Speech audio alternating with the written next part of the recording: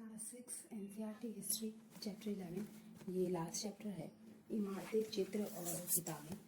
इसमें बताया गया है कि जो पहले जो हड़प्पा वासी थे, वो हड़प्पा वासी जो हैं लगभग 4700 साल पहले हड़प्पा सभ्यता का पता चला था। तो वो तांबे के धातुकर्म से परिचित थे और तांबे और टिन को मिला के कांसा बनाने की कला भी वो जानते थे।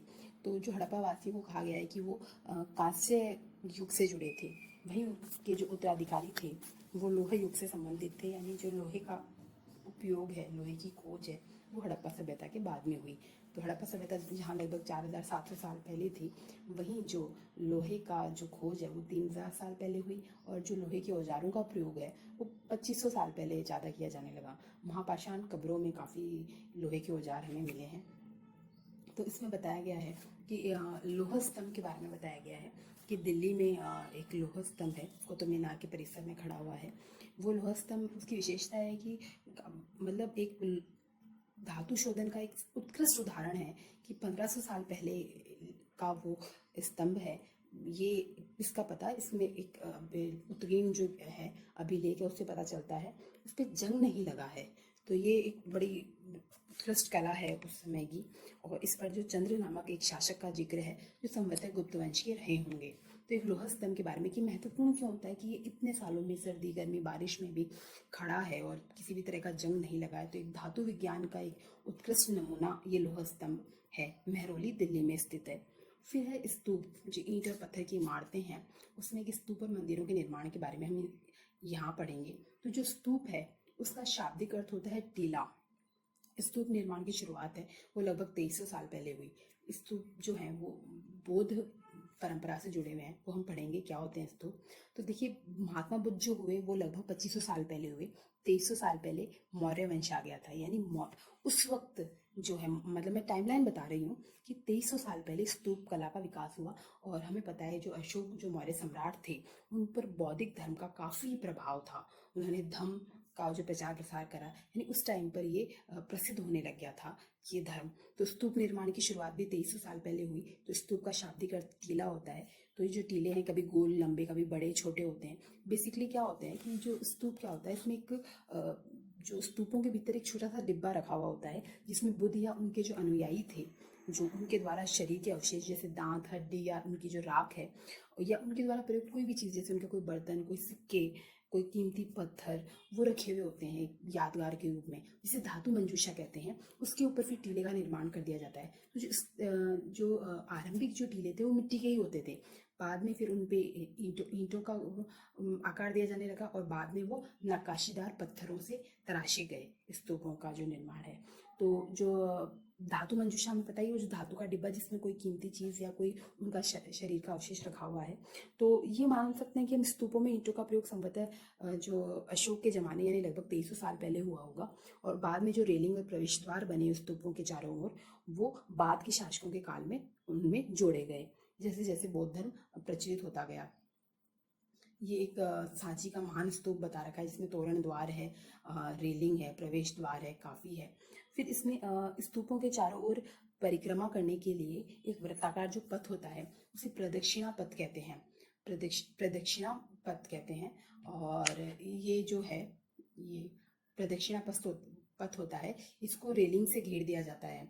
तो जो जिसे वेदिका कहते हैं। और वेदिका में देखिए, एक मिनट, ये जो है ये प्रदक्षिणा पथ है और ये जो है वेदिका है, ये वेदिका है। तो जो परिक्रमा हेतु बने वृत्ताकार पथ को प्राय रेलिंग से घेर दिया जाता था जिसे वेदिका कहते थे। वेदिका में प्रवेश द्वार बने होते थे। ये सब बाद में जोड़े गए, स्टार्टिंग में सिंपल होते थे। फिर रेलिंग और तोरण। तोरण क्या होता है? अलंकृत प्रवेश द्वार को तोरण कहते हैं। तो रेलिंग और तोरण प्राय मूर्तिकला की सुंदर कलाकृतियों से सजे हुए होते थे। फिर अमरावती है। अमरावती जो है वो अभी वर्तमान में आंध्रा में है, वर्तमान आंध्र प्रदेश का एक हिस्सा है। तो लगभग 2000 साल पहले जो स्तूप हैं, स्तूप जो हमने पढ़ी लिए, उसको सजाने के लिए शिलाओं पर चित्र उकेरे गए हैं। और ये एक नमूना यहाँ पे दिया गया है, बताया गया है कि शिलाओं पे चित्र उकेरे गए हैं। फिर बताया गया आरंभिक हिंदू मंदिर कैसे बने। हमने लास्ट चैप्टर में पढ़ा था कि भक्ति परंपरा का जैसे विकास हो रहा था कि भाई कोई ऊंचे नीचे का भेद नहीं है, कोई स्त्री पुरुष हर कोई भक्ति परंपरा के माध्यम से अपने आराध्य देवी देवता की पूजा कर सकता है, तो उसके लिए कोई आडंबर उसकी कोई ज़रूरत नहीं है। तो एक वो अपने उस हमने लास्ट चैप्टर में पढ़ा था कि भक्ति परंपरा से मूर्ति कला को एक वो बढ़ावा मिला, तो उस देवी देवताओं की मूर्तियों को रखने के लिए विशेष स्थान की आवश्यकता होने लगी एक पवित्र स्थान की। उन पवित्र स्थानों को मंदिर कहा गया। तो जो आरंभिक मंदिर थे वो मुख्य देवी देवताओं की मूर्तियों को रखने का स्थान थे। उस स्थान को गर्भगृह कहा गया। उसे अलग दिखाने के लिए, अन्य इमारतों से अलग दिखाने के लिए उसके जो शिखर को, उसकी जो ऊंचाई इतनी दे दी जाती थी कि वो अलग से दिखाई देता था, जो गर्भगृह था, तो उसको शिखर कहा गया। तो जो इसमें बताया गया, जो ये एक दे रखा है, यूपी के भीतर गांव का आरंभिक मंदिर है, ये लगभग 1500 साल पहले बनाया गया। मतलब कोई बहुत भव्य नहीं होता था, मतलब जाते ही गर्भगृह होता था, बहुत सिंपल मंदिर। ये आरंभिक मंदिर थे, स्टार्टिंग थी मंदिरों के बनने की। हालांकि बाद में तो बहुत भव्य मंदिर बनने लगे। बाद में मंडपों का निर्माण होने लगा।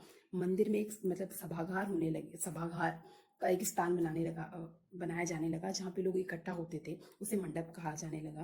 और जो गर्भगृह होता था उसमें जो पुरोहित जो होते थे वो धार्मिक अनुष्ठान करते थे, भक्त जो है वो पूजा पाठ किया करते थे। फिर इसमें बताया गया है ये जो है महाबलीपुरम के एकाश्मिक मंदिरों के बारे में बताया गया है। इन मंदिरों की विशेषता ये है कि ये इन्हें सबसे पहले तो एकाश्म कहा जाता है क्योंकि इन मंदिरों का निर्माण एक ही विशाल पहाड़ी थी, उसको काट के तराश के उन पत्थरों को करके ये बनाया गया है। तो ये इसलिए अपने आप में विशेष हो जाते हैं। सबसे पहले चट्टानों से बनाए गए मंदिर और ईंटों से बनाए गए मंदिरों में क्या अंतर है?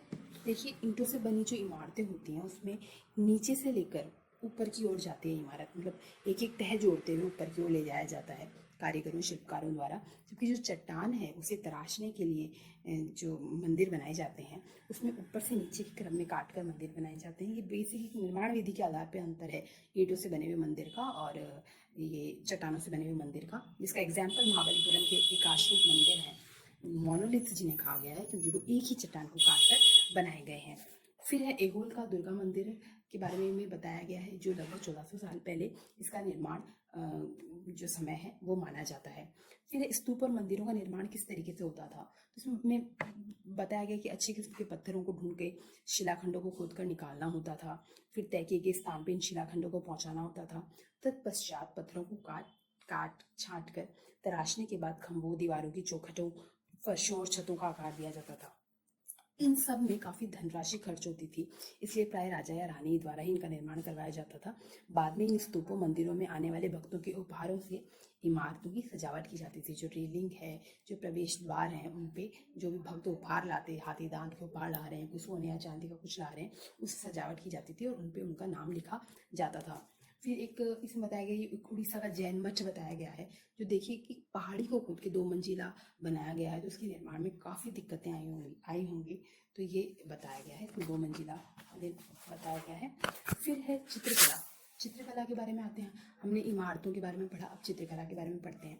तो जो अजंता के जो चित्र हैं, तो जो अजंता की गुफाएं हैं, वो बौद्ध भिक्षुओं के लिए बनाए गए विहार थे, जो रहने हेतु पहाड़ों को खोदकर एक गुफानुमा स्थान होता था, वो विहार होता था। इन गुफाओं में अंधेरा होने के कारण अधिकांश जो चित्र हैं वो विशेष इसलिए कि वो अंधेरा था तो मशालों की रोशनी में बनाए गए हैं और इनके रंग 1500 साल बाद भी चमकदार हैं। यानी 1500 साल पहले जो इस चित्रकला का जो विकास हुआ था, लेकिन आज 1500 साल बीतने के बाद भी इनकी चमक बरकरार है और ये पौधों और खनिजों से बनाए गए हैं। कलाकारों के बारे में कोई जानकारी नहीं है। फिर हम आते हैं पुस्तकों के बारे में कि उस टाइम पे क्या किस तरह की पुस्तकें थी। ये टाइमलाइन लगभग 2000 से 1500 साल पहले के बीच की चल रही है। तो जो महाकाव्य था, सबसे पहले महाकाव्य होता क्या है? महाकाव्य होता है स्त्री पुरुषों की वीर गाथाएं और देवताओं से जुड़ी जो कथाएं होती हैं वो काव्य के रूप में महाकाव्य कहलाती हैं। तो एक शिल्पादिकरम के बारे में यहाँ बताया गया है। शिल्पादिकरम जो थे वो एक तमिल महाकाव्य है। एक मिनट, ये शिल्पादिकरम जो है, ये शिल्पादिकरम है जो इनकी 1800 साल पहले इलांगो नामक कवि द्वारा तमिल महाकाव्य के रूप में रचना की गई, जिसे शिल्पादिकरम कहा गया। पुहार में इसमें जो है कोवलन नामक एक व्यापारी की कहानी कही गई है। उसकी पत्नी थी कन्नगी और वो एक अन्य स्त्री माधवी के साथ रहने लग गए थे। फिर मदुरई शहर का विनाश कैसे हुआ, ये इस महाकाव्य की कथा वस्तु है जो तमिल में लिखी गई है। और फिर इसमें एक और तमिल महाकाव्य आ जाता है, ये है मणिमेखलई, जिसे करीब 1400 साल पहले सतनार द्वारा लिखा गया। इसमें वो जो शिल्पादिकरम है वो 1800 साल पहले लिखा हुआ था, मणिमेखलई 1400 साल पहले लिखा हुआ है। तो इसमें जो वो आगे की स्टोरी लाइन बताई गई है, कोवलन और जो अन्य स्त्री जो माधवी के साथ रहने लगे थे, उनकी बेटी की कहानी इसमें बताई गई है। और फिर कालिदास जो है वो भी, जैसे हमने लास्ट चैप्टर में पढ़ा था, अभिज्ञान शाकुंतलम, उन्होंने नाटक लिखा था। उसी तरीके से मेघदूत के रचयिता भी कालिदास थे। वो लेखन जो करते थे वो अपना संस्कृत में करते थे। और जो शिल्पादिकरम और जो मणिमेखलई है वो उनकी जो भाषा है वो तमिल है। फिर पुराणों के बारे में बताया गया है। पुराण जो होते हैं वो क्या होते हैं? पुराण का शाब्दिक अर्थ है प्राचीन, यानी विष्णु, शिव, दुर्गा, पार्वती जैसी देवी देवताओं से जुड़ी कथाएं जो हैं प्राचीन कथाएं हैं। इसमें देवी देवताओं की पूजा की विधियां बताई जाती हैं। संसार की सृष्टि कैसे हुई, कोई महत्वपूर्ण जो राजा रहे होंगे उनकी कथाएं बताई जाती हैं पुराणों में। पुराणों का लेखन जो किया जाता है वो सरल संस्कृत श्लोकों में किया जाता है, ताकि आम जो लोग हैं उन्हें समझ में आ जाए। स्त्रियों और शूद्रों को वेद पढ़ने की अनुमति नहीं है। और पुराणों का पाठ जो है वो मंदिरों में पुजारियों द्वारा किया जाता था, जिसे लोग सुनने आते थे। दो बहुत फेमस महाकाव्य हैं संस्कृत महाकाव्य, महाभारत व रामायण। जो महाभारत है वो कौरवों और पांडवों के बीच में युद्ध की कहानी है।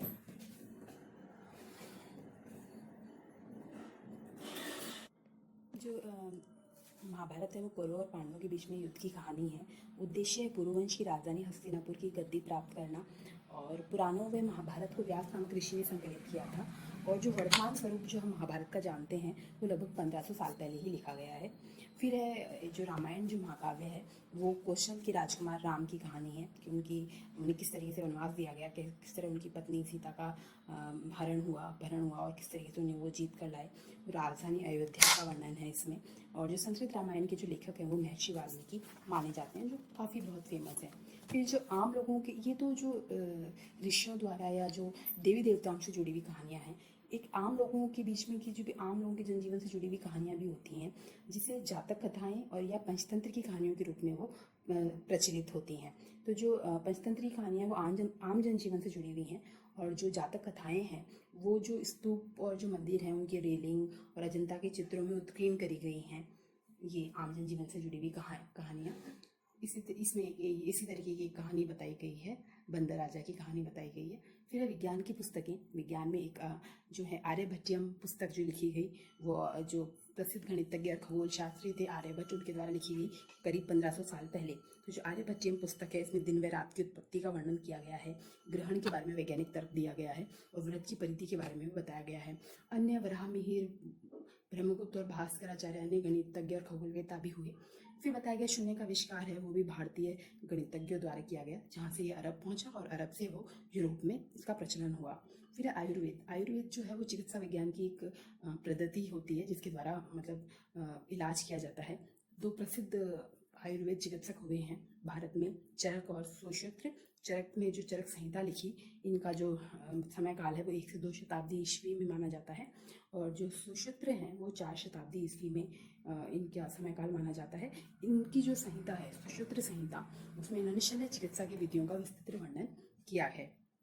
फिर बताया है कागज का आविष्कार, जो वर्ल्ड में कहीं भी क्या होता है वो बताया गया है। तो 1900 साल पहले चीन में काइलून नामक एक व्यक्ति थे, इन्होंने कागज का आविष्कार करा। इन्होंने क्या करा, पौधों के रेशों, कपड़ों, रस्सियों और पेड़ की छालों को पीट कर उनकी लुगदी बनाई और उसे पानी में भिगो दिया। पानी में भिगोने के बाद उन्होंने उसको निचोड़ा, पानी को निचोड़ा और उसे सुखाकर कागज बनाया। इसको रेशम बनाने की विधि की तरह ही कागज बनाने की विधियों की भी कई सदियों तक गुप्त रखा। हालांकि बाद में 1900 साल पहले कागज का आविष्कार हो गया था, लेकिन 1400 साल पहले ये कोरिया पहुंची, वहाँ से जापान पहुंची, वहाँ से फिर वो बगदाद पहुंची और फिर यूरोप, अफ्रीका व एशिया के अन्य देशों में इसका पता चला। फिर उपयोगी शब्दों में यही स्तूप, मंदिर, चित्रकला के बारे में बताया गया, महाकाव्य बताया गया है, कहानी, पुराण, गणितज्ञ, विज्ञानी हमने पढ़ा है। स्तूप निर्माण की शुरुआत मैंने बताया 2300 साल पहले हुई थी। 2500 साल पहले महात्मा बुद्ध हुए, 2300 साल पहले करीब लगभग है ये 2300 साल पहले जब मौर्य वंश आ गया था, उस वक्त स्तूप निर्माण की शुरुआत हो चुकी थी। क्या होता था, धातु मंजूषा होती थी, उसके ऊपर टीले का निर्माण कर दिया जाता था। जो टीला का निर्माण पहले मिट्टी का होता था, बाद में ईंट और बाद में पत्थर से तराश कर करा जाने लगा। अमरावती है, अमरावती जो है 2000 साल पहले एक भव्य स्तूप अमरावती में पाया गया था, जिसमें जो स्तूप पर जो चित्रकारी है वो शैल चित्रकला मतलब करी गई है। कालिदास है, कालिदास की टाइमलाइन 1600 साल पहले बताई गई है। जो अपना लेखन जो करते थे वो संस्कृत में करते थे। मेघदूतम, अभिज्ञान शाकुंतलम आदि के रचयिता रहे हैं कालिदास। फिर लोह स्तंभ है, और भीतर गांव का जो आरंभिक मंदिर है यूपी में जो स्थित है। अजंता की चित्रकारी है, आर्यभट्ट ने जो आर्यभट्टियम पुस्तक लिखी है, इन सब की टाइमलाइन लगभग सेम है, 1500 साल पहले इन सब का टाइम पीरियड माना जाता है। जो दुर्गा मंदिर है जो वो 1400 साल पहले माना जाता है। ये बताया गया। Thank you.